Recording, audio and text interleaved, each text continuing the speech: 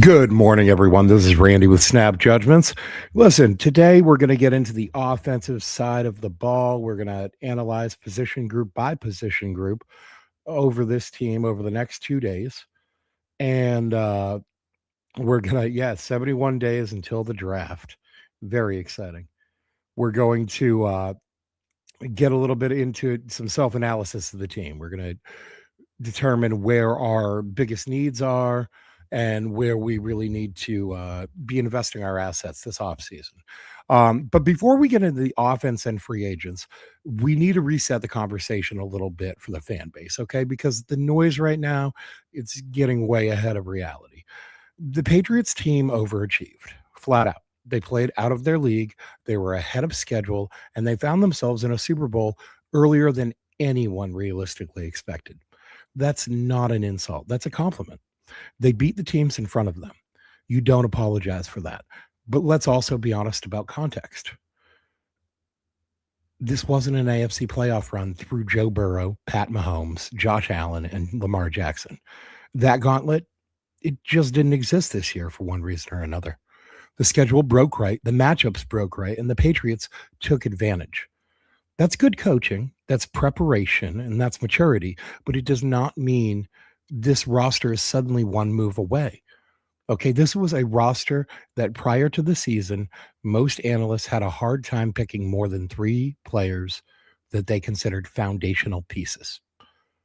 Okay, so this is where fans they start to lose the plot because they're incredibly fickle, right? One day half the fan base is selling out I love Drake May shirts, and then the next day Drake May's overrated and uh maybe they made a mistake and all of these calls and comments that I've seen throughout the sports stratosphere that are just way out of line.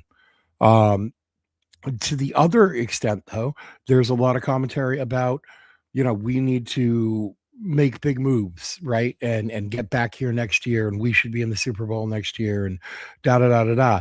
But it's not time to sell the farm, all right? It's not time to mortgage the future. And it's not time to panic buy a name because it makes us feel better in February or March. Okay. Mike Vrabel is not building for a championship run, he's building a dynasty. Okay. And you don't build a dynasty by trading away your future for the present. You don't trade for AJ Brown. You draft the next AJ Brown and develop him. All right. So if you acquire assets, it's at the right price point. You don't move premium draft capital or core players for a depreciating asset. Wide receivers at 28 or 29 years old, best case, you're talking about, maybe 2 more elite seasons, right? I mean, wide receivers age like milk after the age of 30. It's just not good. The goal here is not 1 or 2 great years. The goal here is a decade plus window. So as we go through the offense and free agents today, keep that framework in mind. This is a long build still. This is a disciplined build. Okay.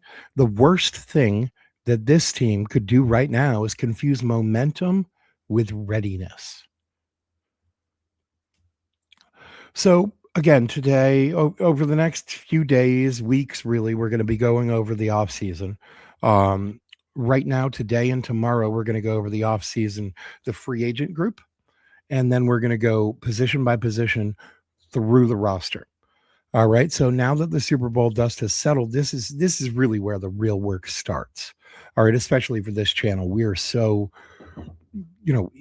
focused and interested in the draft and the offseason process. There are a lot of different ways you can dissect this Patriots team heading into the offseason. You can look at the loss emotionally. You can zoom in on 1 or 2 failures and panic, or you can do what real organizations do after a season like this, which is step back, take an inventory, and evaluate yourself honestly. So that's what we're doing today. First, we're going to look at the Patriots' pending free agents as a whole. Who matters, who doesn't, and why? Then we'll go position group by position group on offense and talk about performance, sustainability, where upgrades make sense, and where continuity matters more than change.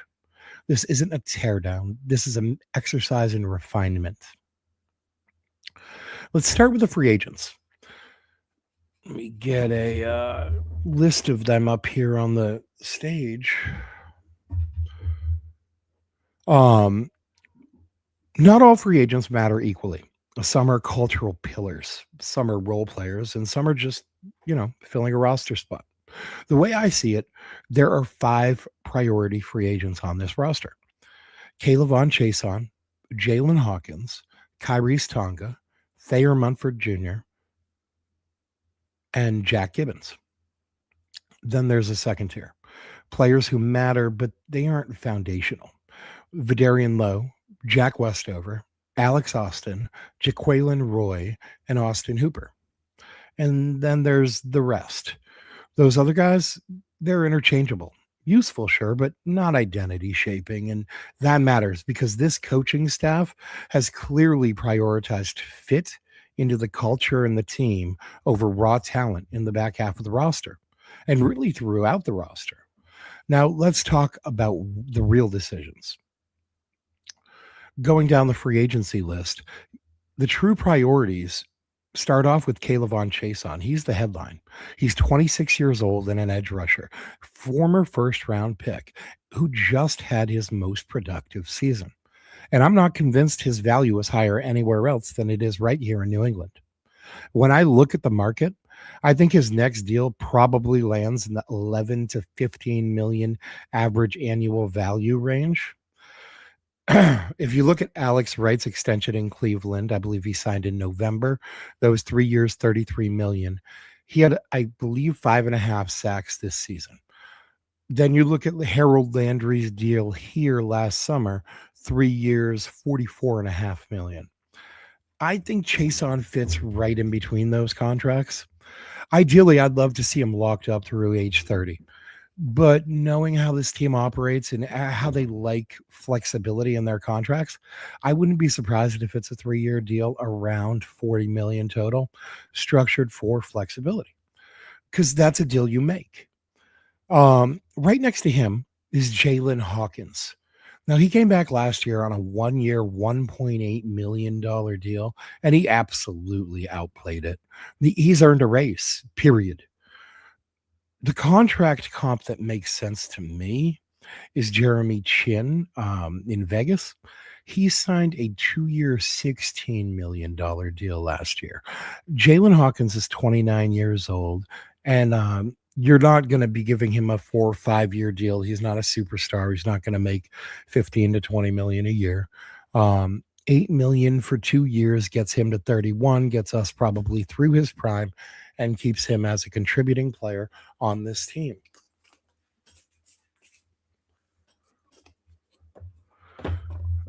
Sorry. As we review at least once an episode, my cats are terrorists, and I don't know why I do this at this time. I should really just wait for them to sleep. I don't know. Anyway, I don't know if you guys notice them as much as I do, but they tear around this house the entire time I'm on the mic, and pretty much the second I get off, they knock out. Anyway, the Patriots have roughly 37 million in projected cap space, so I think they can make both these deals work comfortably before they start clearing money elsewhere, and we'll start talking about that as we go through the position groupings. After this, Kyrie's Tonga is the guy who stands out to me. Now, he came, that's probably true. Loki is named for mischief and lives up to his name. So anyway, Kyrie's Tonga does stand out. He played on a 1-year, $2.1 million deal this year, and he proved he could be versatile, reliable, and useful in multiple roles. He's not a penetrator who's going to get paid big money on the open market, but he matters, especially to this team. We saw him used in a number of ways, including on offense as a fullback. If you can bring him back on something like the Tier Tart model deal, roughly that was 1 year, like 4.5 million last year. I think that's a win for both sides. And now Tart turned that deal into a 3-year extension in November. He was playing so well, or maybe December during the season. He was playing so well for the Chargers. So I think that really worked out very well for for both sides. And I think we could see something like that for Tonga. I don't know if it'll turn into an extension. Um, Given his I did have his age written down, I thought, but, I think he's 29. So, if he comes back on a 1 year, maybe a 2-year deal, 4 or 5 million a year, I think that's reasonable for both sides. Now Jack Gibbons gets interesting to me. He came in on a $1.2 million deal, and this was just to help instill the Vrabel system and culture. Mission accomplished. Now I like him, but I'm just not sure he's a long-term NFL starter or even really belongs on an NFL roster. He just always seems to me, he reminds me of like the younger brother who rides with his older brother to practice, and everybody likes him, so they let him take part and stuff, but he's not really like a threat to like do anything. That's what Jack Gibbons seems like to me. Okay. I think someday he's probably going to be a position coach and maybe a coach. He does wear the green dot when Spillane goes down. He knows the offense. He just physically he's outmatched. Um, I think he probably comes back on a similar deal. Maybe this team tries to roster 4 linebackers next year and upgrade that way. But Jack Gibbons was on the field a lot to me. He was on the field a lot during the Super Bowl, and it didn't he didn't need to be on the field as much as he was. I'm trying to pull up his defensive snap counts real quick. Yeah, 491 snaps he was on the field for this year, 48% of the Patriots defensive snaps. That's too much. I mean, it's good value for a $1.2 million deal, don't get me wrong, but that's too much. He doesn't need to be out there that much. Um, 281 special team snaps. Like he he was, but he could be on the field for those special team snaps. That's fine. He's fine on special teams. He does not need to be out there for 491 defensive snaps. We need to upgrade that position. That should be something on our list of priorities to do. Again, we'll get into that a little deeper tomorrow on the defensive half of this. Excuse me, just one moment.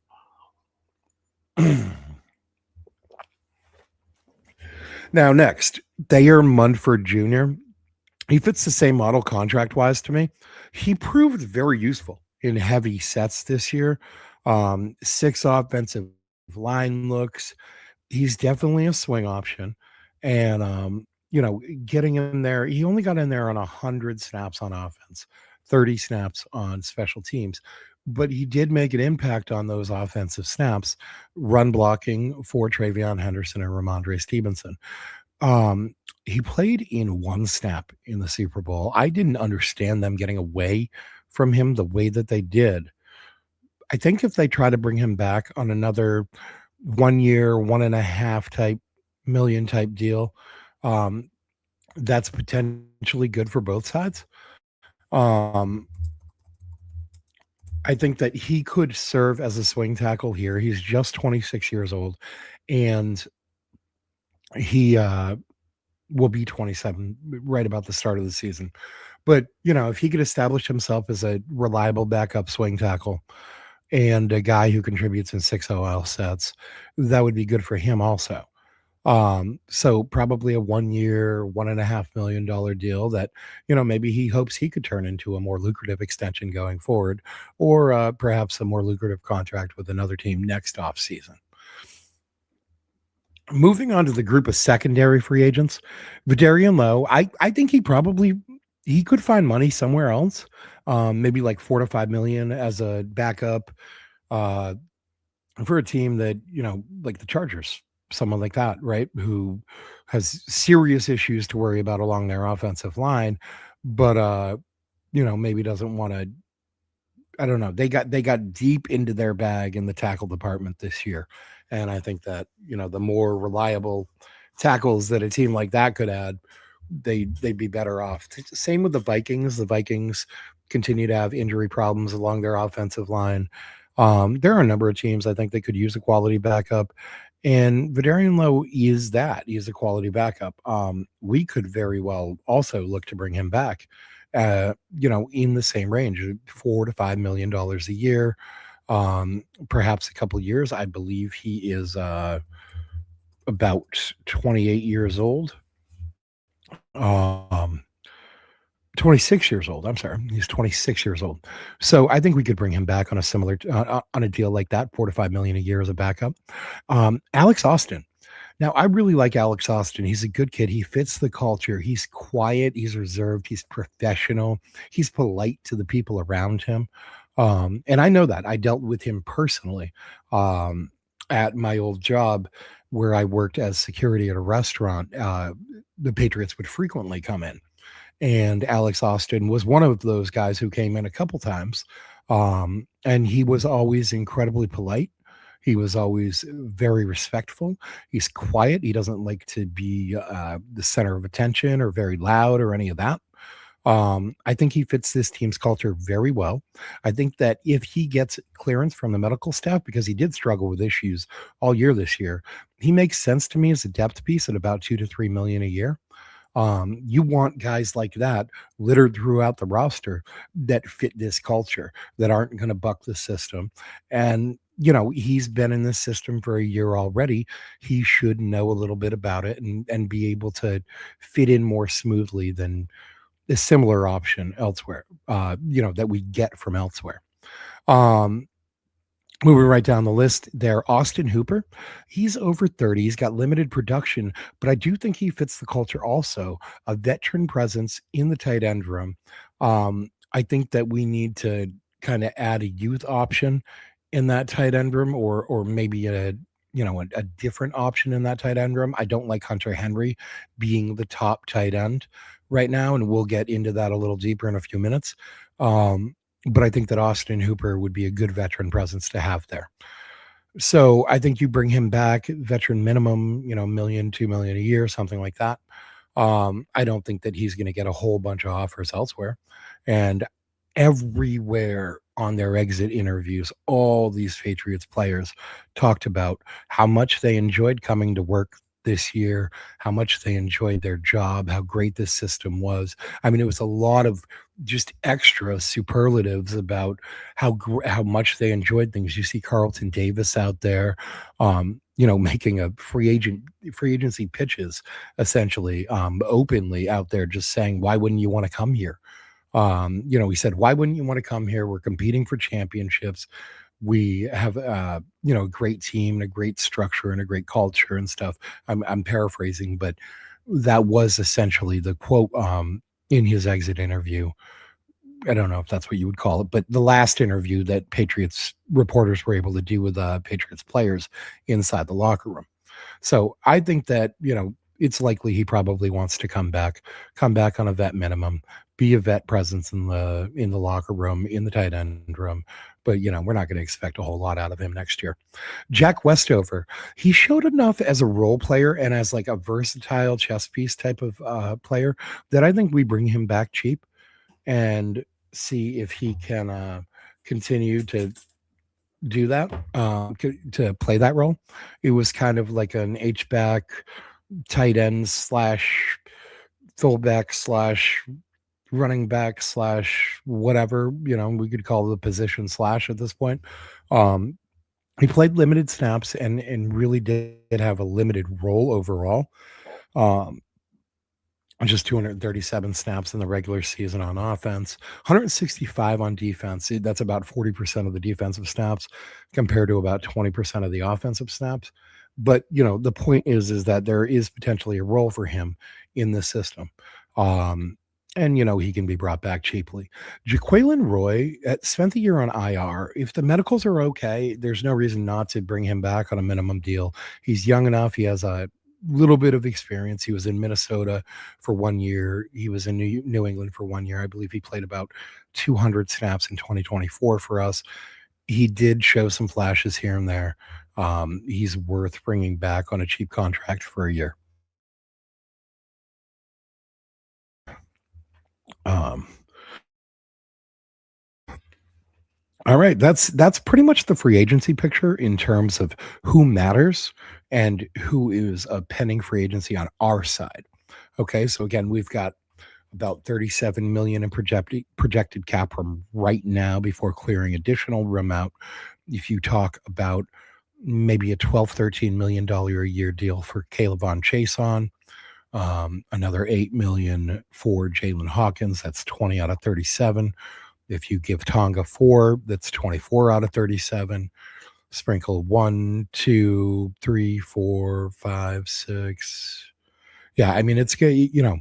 If you do bring Low back, if you bring all these guys back, you're talking about 3, 8, 11, 12, 13, 14-ish additional beyond that 20. So that's 34 out of 37 already. You're not going to be super active in the free agency market. And a lot of things are going to depend on the cuts that you make, the cost saving cuts across the board. There are going to be, as Mike Vrabel said, some difficult decisions in the coming days, weeks, and months that are made. That's just how football is. That's the business of this game. And everybody in the room understands it, both the coaches and the players. Let's move on to the position by position analysis of this roster. Starting with quarterbacks, because this one's simple. Drake May's the starter. Josh Dobbs is the backup on a 2-year deal, entering the second year of that deal. I mean, he did exactly what you want a backup to do. He came in for a couple snaps here and there. He didn't mess the game up. The only thing I'd consider here is bringing on maybe a late round or UDFA rookie quarterback, someone young to develop as a third option, stash in the practice squad. Who knows? Maybe they get a game or two of exposure down the road somewhere, and then you turn them into a day 2 or an early day 3 pick in a couple years. This room overall, like, it doesn't need disruption. It doesn't really need anything. Drake May, Josh Dobbs, that's just fine right now. There's no reason to think that they need to, roster a third quarterback that you expect to give real reps to. Any reps that you're giving a quarterback like that, you're taking away from Drake May. So it's not something that I would expect to see them add in this offseason. Haven't been doing the coffee corner lately. It's boring. It's Folgers. Okay. I'm boring. I couldn't drink Seattle's best after Sunday. So anyway, moving on to the running backs, this is where things kind of get interesting, right? This is a quietly stable group. So let's just start with Antonio Gibson, because he's the forgotten man, right? He got hurt early, but before that, he was making impact plays. We remember the kick return touchdown. He had a couple of solid looking runs. And when he went down, the Patriots, they cycled through a number of replacement level options, and they never really settled on a guy to replace him. I think that, Gibson, he's entering the Folgers is reliable. It's easy. It's simple. It's not cheap anymore, though. It's not. No coffee is cheap. It's a problem. I'm excited this week because New England coffee, that has been ordered. Not New England, Green Mountain coffee has been ordered. So it's going to be Green Mountain for the coming days. So Gibson, he's entering the final year of his deal. He's got a $4 million cap hit. Cutting him would save $3 million. So the question is simple: are you willing to bet that $3 million on a torn ACL that he's coming back from? Honestly, I'm not sure. I don't know how much they like Gibson. We didn't really see enough from him this year. And I haven't, I got to be honest, I haven't noticed if he's been on the sidelines, if he's been an active part of the team, how valuable a member of this team, this culture, et cetera, that he is. So it's really hard to say, but this is the first point where we really hit, hey, there's a slight little cost cutting move. If you've already spent 34 million bringing back 7 or 8 of your options, and you only had 37 million to begin with, you got to start thinking about cost cutting. Now maybe you don't bring back Vidarian Lowe, and now you've only spent 29, 30 million, but or 25 million, whatever it is. Point being is that you're up against the ropes a little bit in terms of salary cap. So you got to think about these things, especially when you have the questions about the torn ACL. Um, if they need to free up money somewhere, this is a logical place to at least start thinking about it. Now, Ramondre Stevenson and Travion Henderson, they basically handled the entire workload this year, right? Like 99% of it. But neither one of them hit 1,000 yards, right? But on the flip side of that, both averaged more than 4.5 yards a carry. And once Stevenson stopped fumbling in week 3, he played solid football. Now, Travion Henderson, the problem with him is he needs to work on pass protection. And the weird part about that is this time last year, everyone in the draft community was talking about how Travion Henderson was a top running back in the draft class, partially because he was so easy to translate his pass protection skills to the NFL. That did not prove to be the reality throughout this year. I will say this is fixable. Okay. And this is his first full off season. Again, remember at this time last year, he was preparing for the combine, trying to practice running and training and, vigorous workout schedule in preparation for that combine. Then he had his pro day. There was a lot of stuff going on pre-draft for a draft prospect. You simply don't have the time to fine tune the finer points of your game. But this year he will. He's on a roster. He's on a contract. He knows where he's going to be. He knows who he's going to be playing with. All of those questions are answered. So you can really get down into the minutia of your game and work on the smaller things. This is a great opportunity this offseason for him to sit down with Ramondre Stevenson or even Doug Marrone, Jason Hotailing or Haas, as they call him, and the other one who I forget his name right off the top of my Cougs, Ryan Coogler, I think is his name. Anyway, the 3 offensive line coaches, and talk about how he can best help in pass protection. Yeah, you stop it. Sorry, cats again. It's ridiculous. But anyway, this is a great opportunity in this offseason to see if he can dedicate himself a little bit to this craft and become a more useful back in the system.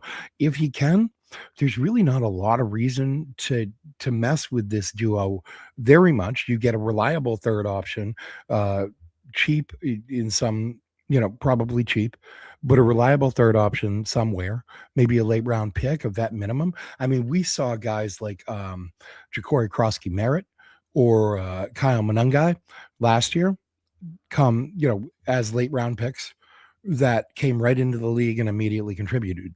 We see that all the time out of the running back position in the NFL. And I will say this too, if Lan Larison's able to come back healthy, I'm really, really intrigued. I love that kid's skill set. All right. His highlight reel last year was just, it was something to watch. I shared it several times on social media. I probably will again this year if he comes back healthy. That kid he's an exciting player to watch. And I think I would be interested in seeing what he could bring as a third option on this team at the running back position.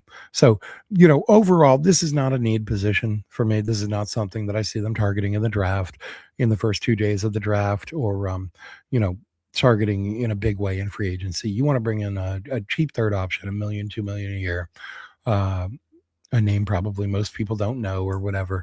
Maybe somebody who can help in pass protection, maybe somebody who can help in goal line situations.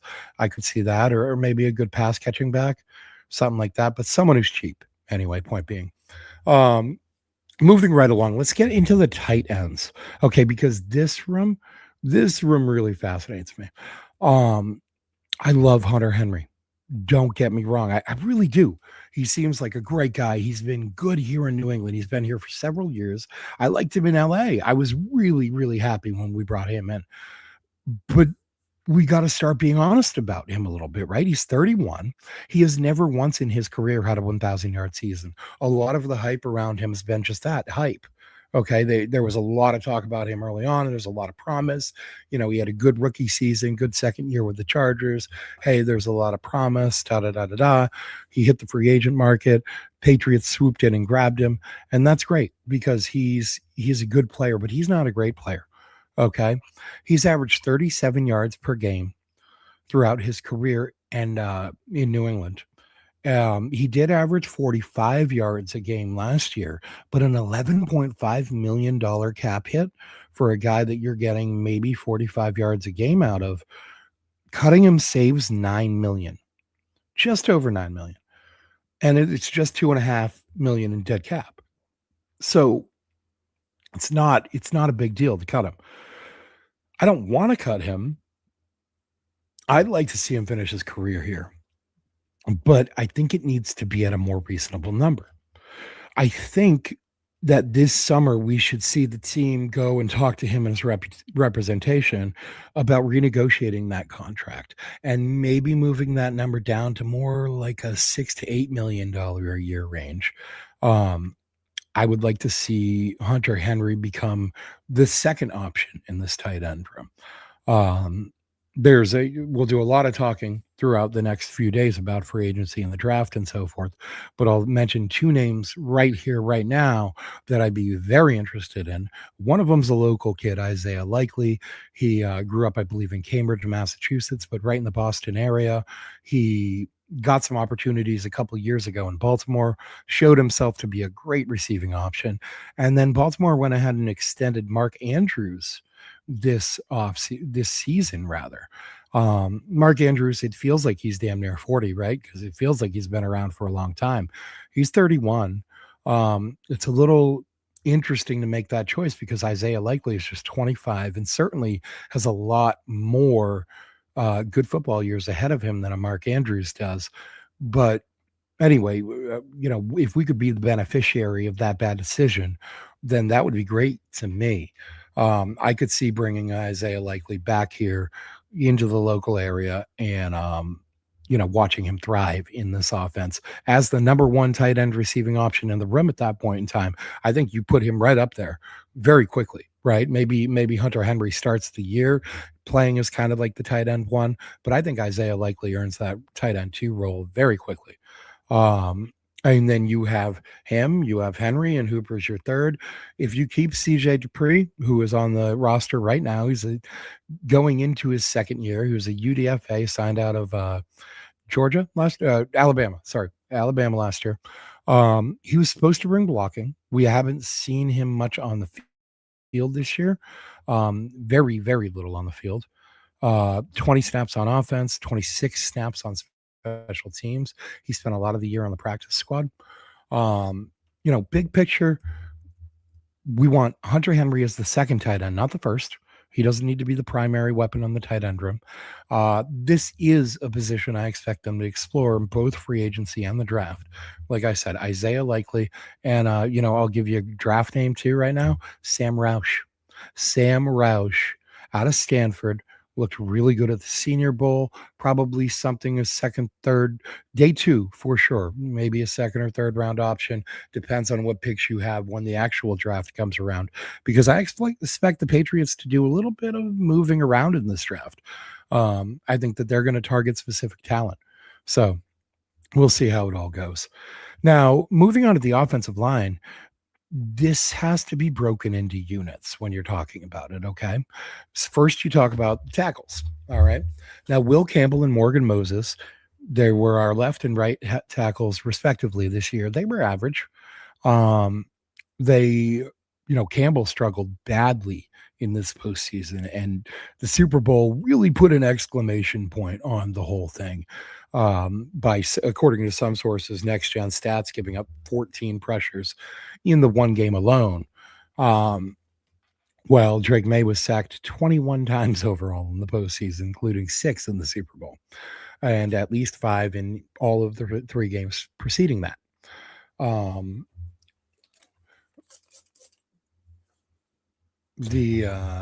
That's normally the good cat. But anyway, Vrabel, he's committed to him at left tackle. He was very clear. He said he doesn't foresee moving Will to guard or center or tight end or anywhere else, is what his words were. He tends to be a little bit of a smart ass about things in that way, but he also is pretty straightforward, I think. Tells me that they probably do plan to give Will Campbell at least one more year at left tackle. Um, so we've got to start with him at left tackle.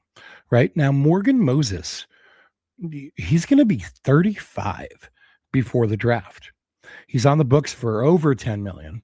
But cutting him doesn't make any sense financially or culturally. Okay. Cutting him, you would actually lose money in terms of the dead cap money and cap room saved and so forth. And he is a huge piece in terms of leadership and the culture on this team. I think he more than earns his $10 million a year hit. And, people have talked about replacing him.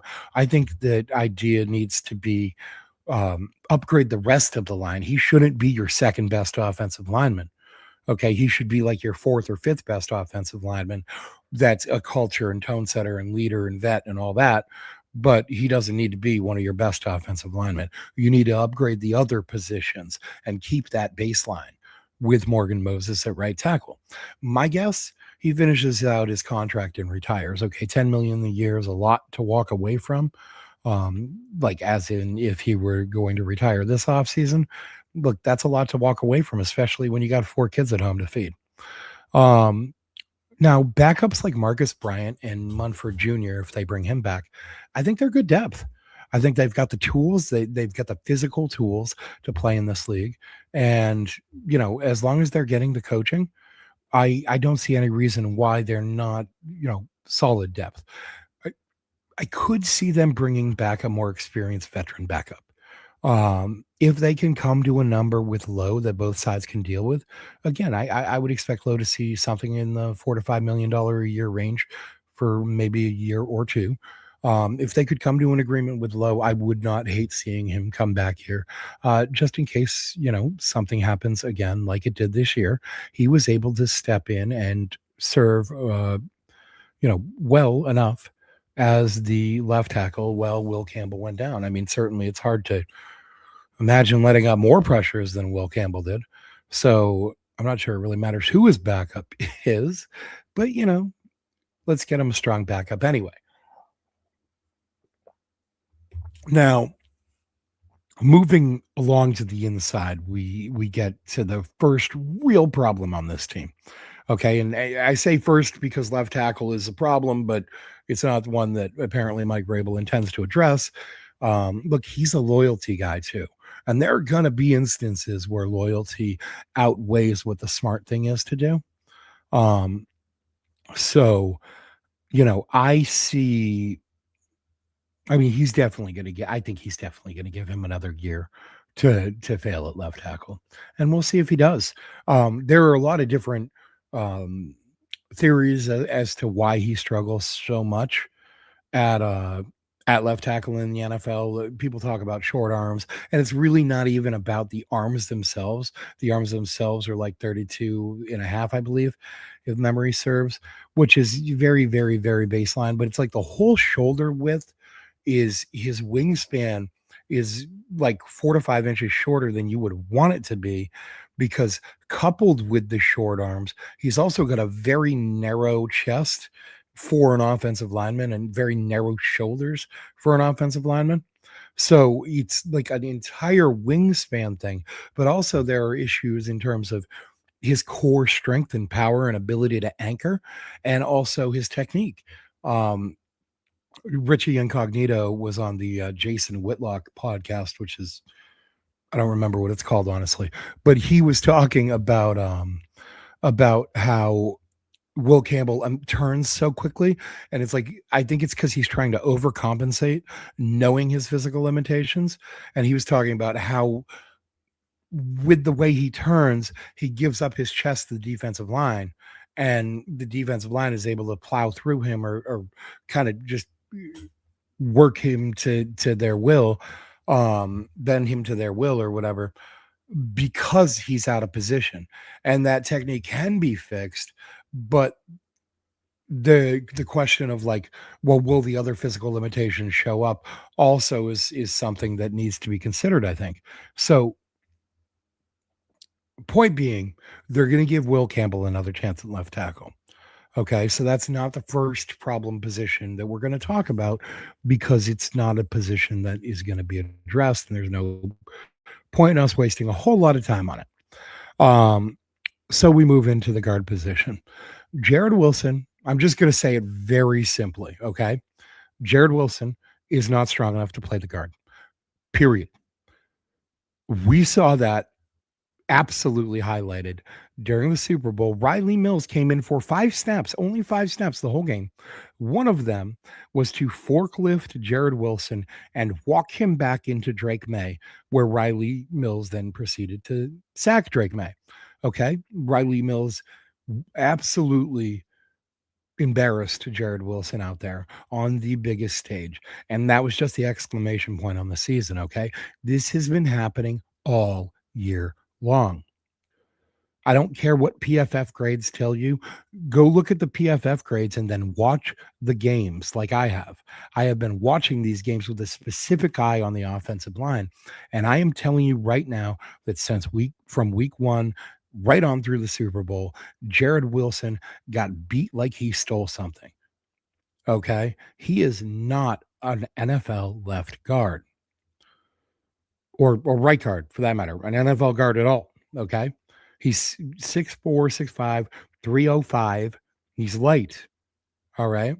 He played center at Georgia.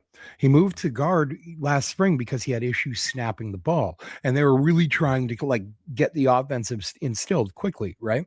They wanted Drake May and the receivers and all of that to be able to quickly get on the same page. So they just Bradbury, get in there, Ben Brown, you can play backup. Both those guys have experience snapping in the NFL. It wasn't something that they would have to deal with. I expect this offseason, perhaps not now because you're 2 days out from getting your ass whipped in the Super Bowl, but maybe in a week or two, Jared Wilson to start really putting work into his ability to snap the ball because playing center is his only route to success in this league. He cannot be a left guard for this team again or any other team next year. He simply does not have the functional strength. Okay. Um, so he is he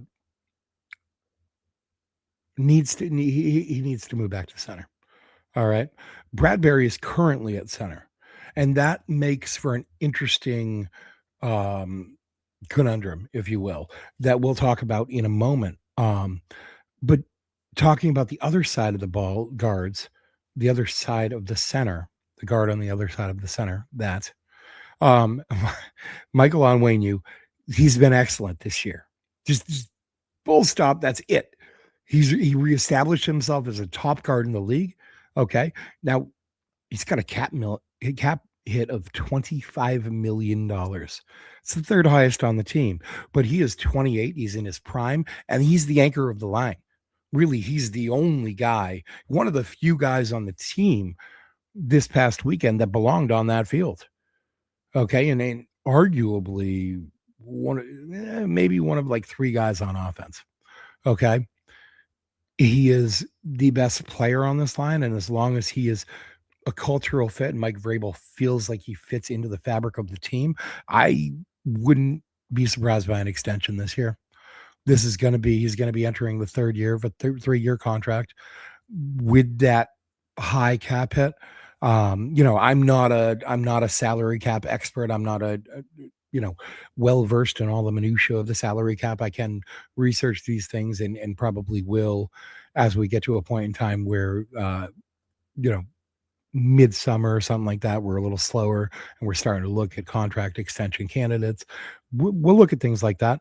But I think that in re-signing contract extensions, the way signing bonuses are laid out, et cetera, you can lessen that $25 million a year hit by bringing him back on an extension. Um, Depth wise, Ben Brown, he was locked in as the top interior backup. Okay, he signed a contract extension this year, 3 years, I believe it was 4 or 5 million a year. Um, He's got snapping experience. He can back up both the guard and the center position. Um, he's going to be here for a while. Caden Wallace, on the other hand, I don't know. All right, he had minimal snaps this year, minimal special teams impact. Cutting him saves a little bit of money, not a lot, like 400 grand, but it makes sense. Um, he was on the verge of being cut last summer. He was like the 53rd man on the roster, I believe. Um, so that makes left guard the top position of need heading into this offseason for me. Okay, we do not have a legitimate starter there. Jared Wilson is has been starting. Ben Brown's probably the best player that we have there, and he is a backup. So we need a starting left guard more than we need anything. Now there are a number of options in the draft. I'll throw out a couple names real fast that we'll talk about in a lot greater detail later on. But Olaiva Vega Ioane out of Penn State is a great guard prospect, would definitely fit the cultural fabric of this team, is exactly the sort of player that you would like to see on this team. I promise you, you guys are going to love him. We're going to get into him deeper um, in future episodes. But great prospect, might not actually even be there when we pick at 31. If he's a guy that we want to target, I think we probably got to trade up to 2021, something like that, if he falls that far. And the other guy that I would talk about is Emmanuel Pregnon. He is out of Oregon. Um, Plays left guard there. I think he could play left or right equally well. He's a good sized human being. Played at was it UCLA, USC, one of those USC, UCLA, LA colleges. I'd have to have my notes right in front of me. Off the top of my head, it was somewhere in LA that he played before Oregon. He came to Oregon. He was a little bit of an underrated prospect going into the season. He really put his stamp on this season. He's a top 50 prospect considered by most people. He's a guy that you could likely get at 31. You could even likely trade back a few spots and still pick him up, or potentially trade up from 62. 63, your second round pick. So I think they definitely need a left guard. I think there are some options also in free agency that are worth considering, and we're going to go over specifically, not tomorrow, but probably the following day when we really look into the free agent market and look at the guys that I think they should consider bringing in here. So they need a starter. They probably need a backup, someone to take Caden Wallace's spot. I'd like to see, honestly, someone that can range from guard to tackle as a backup. Okay. Um, the center position. This is everything hinges on Jared Wilson's development. Okay. I'm not saying go cut Garrett Bradbury tomorrow, but I'm saying that you bring them both in the spring. You work on Jared Wilson snapping, and you really, really, really hope that he takes over that starting position, because Bradbury's on the books for nearly 7 million, most of which can be saved by cutting him. So in an ideal world, Wilson wins the center job. Bradbury's cut. Ben Brown's the top center backup. The team saves 5 point something million. That's the cleanest solution for us. Let's just hope that Wilson is able to win that job. If he is, it's going to save us 5 million, and we go get, a starting left guard, maybe another backup along the interior. Maybe that other backup is similar to Ben Brown and also has snapping experience, so you have a little bit more versatility and so forth. So to me, that's really the cleanest solution for this team on the offensive line. I will go on the record as saying I do not agree that Will Campbell should have another year at left tackle. I don't think it's as simple as he needs to get in the weight room and add strength, and then it'll be fine. There's a lot of things about his game. I do think he needs to get in the weight room. I do think he needs to add strength. Um, I think those things are definitely true, but I think that he needs to do those things so he can be an effective, productive, perhaps Pro Bowl or all pro level left guard. I think that if you move him into left guard, um, that really solves the problem of left guard. And then whoever you bring in to replace Campbell at left tackle, hopefully you solve the problem of left tackle. I think there are a number of options in the draft that would be incredibly interesting also. Monroe Freeling out of Georgia, right off the top of my head. Emil Wagner out of Notre Dame is a name that interests me. Um, Unfortunately, it sounds like the way that Mike Vrabel intends to go about this offseason, they don't intend to target a tackle that early in the draft. There really would be no reason to.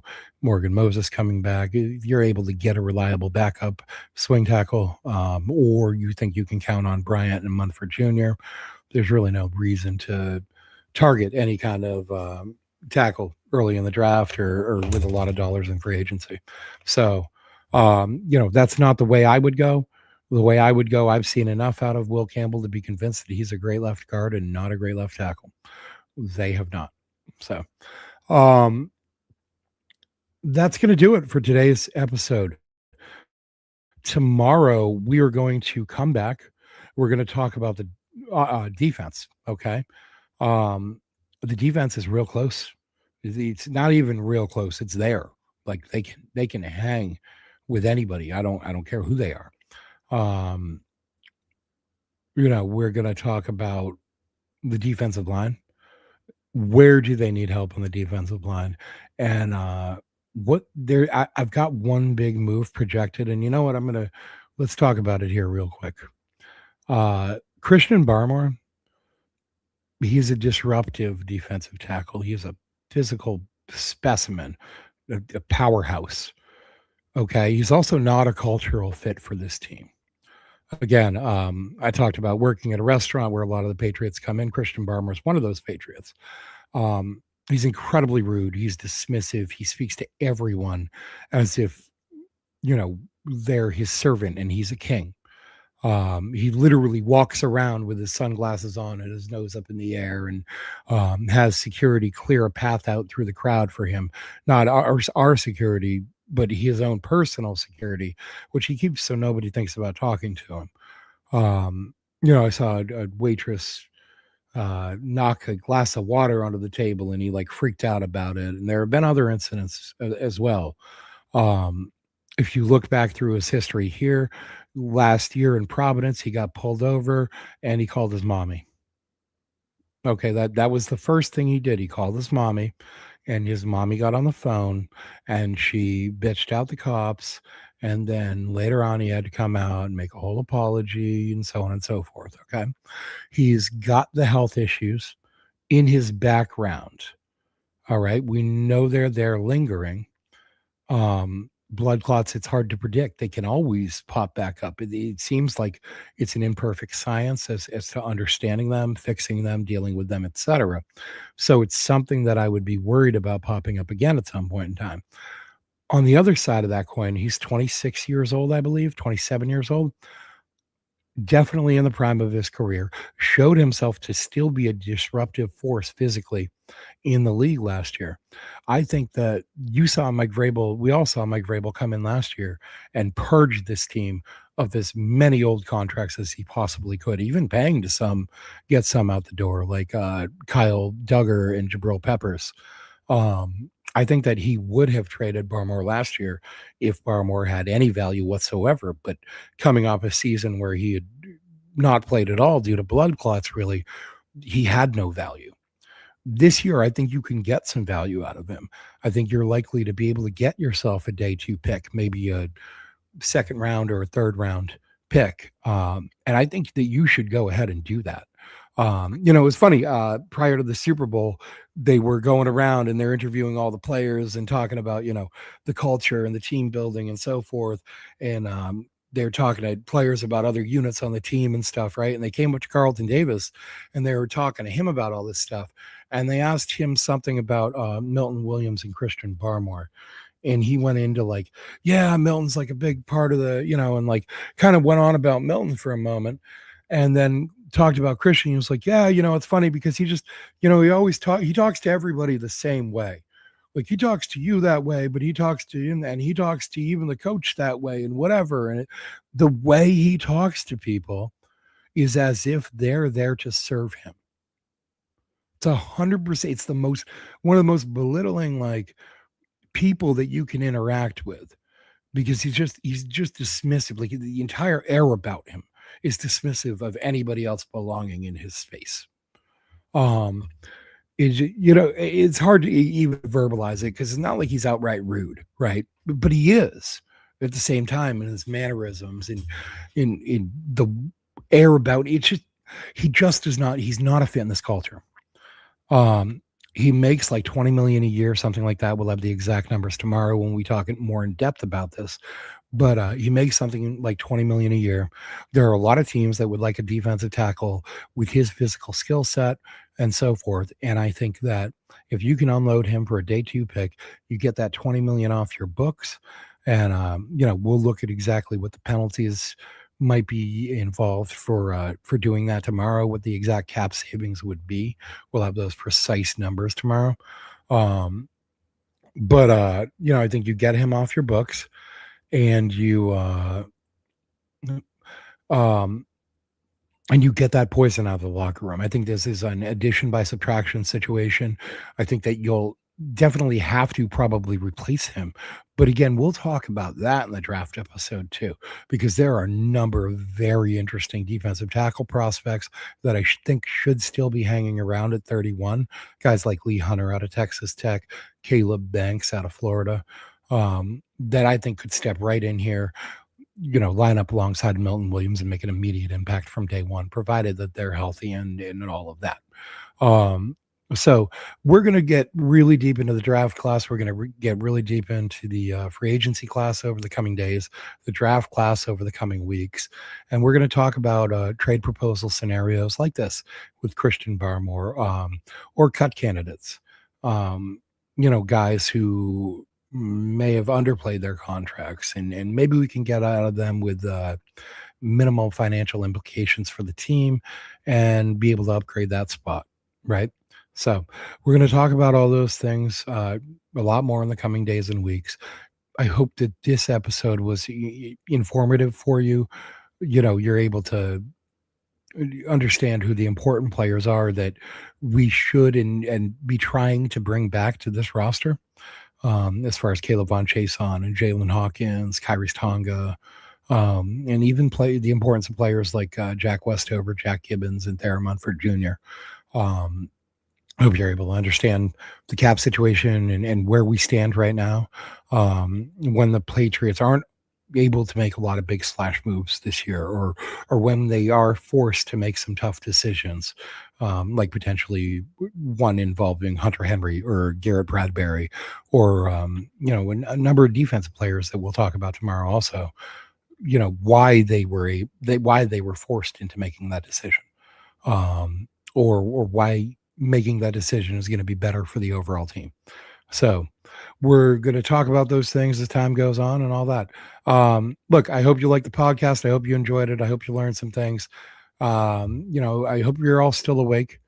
But listen, hit the like, hit the subscribe button. It's down there somewhere. Share this out, tell your friends about it. All right. We're starting to build a little bit of a chat community, build a little bit of a grouping that's watching this, that's sharing the videos and all of that. I couldn't appreciate all of you more. I talk about it all the time. All right. I'm very excited about the way things are going here. And I see this on an upward trajectory. Okay. So thank all of you for being here, for supporting the channel. I couldn't and wouldn't do it without you guys. And I love and appreciate y'all. So have a great day, guys. We'll see you tomorrow, 9 a.m. We're going to talk about the defense.